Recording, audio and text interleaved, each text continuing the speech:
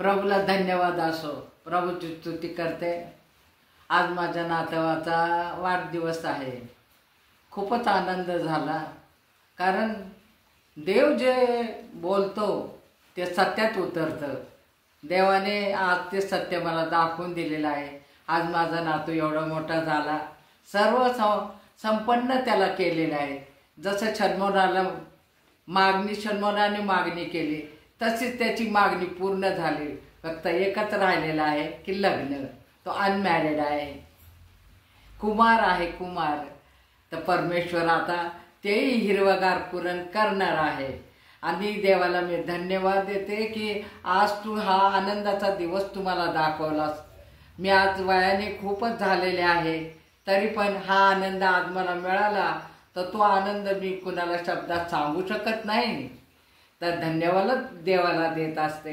प्रभूशिवाय काहीच गोष्टी होऊ शकत नाही, कारण तो म्हणतो बलाने नव्हे, पराक्रमाने नव्हे, तर माझ्या आत्म्याने कार्यसिद्धी होईल. तर हे त्याचं वचन खरंच पूर्ण होत असतं. प्रत्येक वचन आपण पाहत असतो की देवाने जे वचन बोललेलं आहे ते पूर्ण केलेलं आहे. जसं अब्राहमाला वचन दिलं आणि मिडल ईस्ट आम्ही आज पाहतो, तर खरोखर ते वचन पूर्ण झालेलं आहे. तसं आमच्याही जीवनात आहे. तर प्रभूशिवाय काही एक होऊ शकत नाही. तर प्रभू हे जीवन आहे, तो स्वर्गीय भाकर आहे आणि तो जीवनी झरा आहे. जो कोणी ते पाणी पिईल त्याला कधीच तहान लागणार नाही, आणि जो कोणी ही भाकर खाईल त्याला जीवन मिळेल. तर हे प्रभूचं वचन सत्य आहे आणि प्रभूच्या वचनामध्येच आपण जगू शकतो, नाही तर मरण आहे. तर प्रभूचं वचन आपल्याला किती आपल्या जीवनाचा पालट करतो हे आपल्या अनुभवावरून कळतं. आपण अनुभव घेत असतो आणि प्रभू आपल्याला जीवन देतो आणि प्रभू आपल्याला समृद्ध करतो. प्रभूशिवाय काही एक नाही, सर्व जग शून्य आहे. पण प्रभूचं वचन महत्त्वाचं आहे. प्रभूचं वचन हेच देव आहे आणि त्या वचनानेच आमच्या जीवनाची प्रपूर्ती होती आणि जीवन आमचं आनंदी राहतं.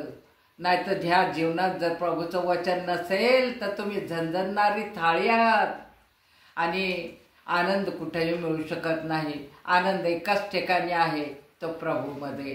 प्रभूवर विश्वास ठेवा आणि आपलं जीवन जगण्यासाठी तयार राहा. प्रभू दारात आहे, दार ठोकत आहे. आताच तुमच्या अंतकरणाचं दार उघडा आणि प्रभूला आत घ्या आणि त्याचा आनंद मिळवा. तरच तुमच्या जीवनामध्ये साक्षरता निर्माण होईल. आयझॅक